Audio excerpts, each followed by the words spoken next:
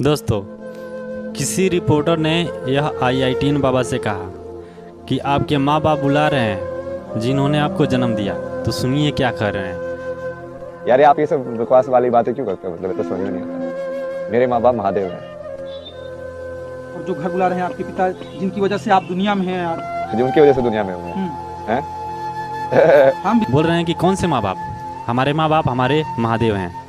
मैं इनसे पूछना चाहता हूँ, क्या महादेव ने आपको जन्म दिया, पालन पोषण, शिक्षा और संस्कार दिया?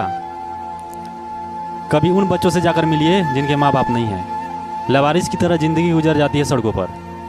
मैं मानता हूँ कि माँ बाप भगवान नहीं हैं, लेकिन जब आप अपने भगवान को पाने के रास्ते पर चलेंगे तो सबसे पहले गुरु बनाना पड़ता है, और भगवान से ज़्यादा प्राथमिकता गुरु को देनी पड़ती है। और जब गुरु बनाने चलेंगे तो सबसे पहले गुरु माँ बाप को ही माना जाता है। कोई भी जीव इंसान के रूप में जब धरती पर पैदा होता है तो कर्म बंधनों से बंधकर पैदा होता है, किसी रिश्ते संबंध में बंधता है।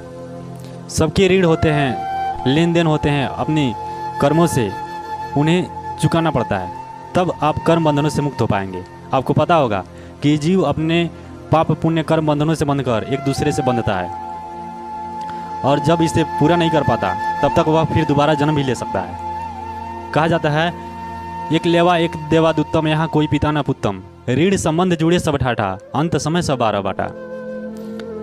भगवान श्री राम भी अपने पिता का आज्ञा का पालन करने के लिए वनवास गए थे, तभी मर्यादा पुरुषोत्तम श्री राम कहलाए थे।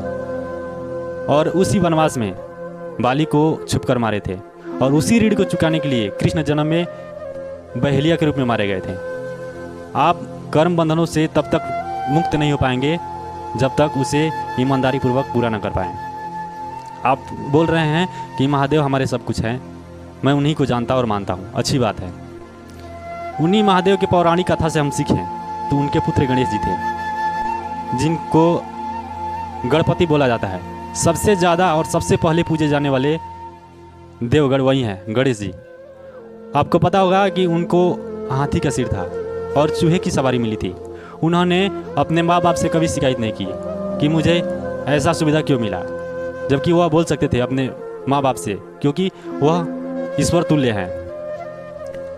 फिर भी एक शर्त के मुताबिक उनके भाई कार्तिक और गणेश जी में यह शर्त लगा कि पूरे ब्रह्मांड की जिन्होंने चक्कर लगा के आएगा उन्हें सबसे सुयोग्य और बुद्धिमान माना जाएगा। और यह शर्त के अनुसार गणेश जी संसार को चक्कर लगाने नहीं गए, अपने माँ बाप को ही चक्कर लगा के आ गए। जब निर्णय करने की बारी आई तो पता चला पूरा ब्रह्मांड चूहे की पूंछ की निशानी पाया गया। तब गणेश जी को विजेता घोषित किया गया। तो माँ बाप भगवान नहीं है, लेकिन भगवान से कम ही नहीं होते। भक्ति करने के लिए माँ बाप मना नहीं करते। आप युवाओं को यही संदेश देना चाहते हैं कि अपने घर गृहस्थ छोड़ के भाग जाएं? आप एक किसी को गिना कर दिखा दीजिए कि कौन घर छोड़ के भाग के अपने माँ बाप को, रिश्तों संबंधों को त्याग करके बुद्धत्व को उपलब्ध हो पाया है।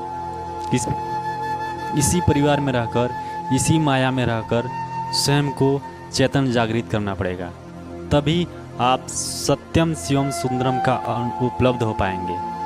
जिन्होंने पाया उन्होंने कभी यह नहीं कहा कि संसार को छोड़कर भाग जाओ, परिवार छोड़कर भाग जाओ।